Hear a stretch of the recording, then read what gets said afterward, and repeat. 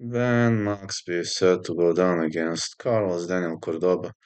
Carlos Daniel Cordoba, also known as El Zorrito, he is 31 years old. He isn't a cold kid with back-to-back losses to Alexei Mazur, Miguel Roman, Dalet Oqueno, Rodrigo Roldan. He had a draw against Alejandro Moya, but Ben Maxby is on a roll. 5'9", 26 years of age, undefeated. He defeated Shannon Kelly, Nicolas Ariel Blanco, Levi Kinciona, Miguel Cesarion. He can both be a knockout artist and a decision expert, but I think in this case that he has good chances to knock out Carlos Daniel Cordoba. Ben is faster, slicker, and his left uppercut is so nasty. So I'm really believing that he might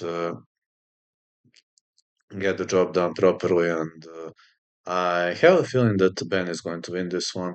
If you're asking me who I see winning this match, it's going to be Ben decision.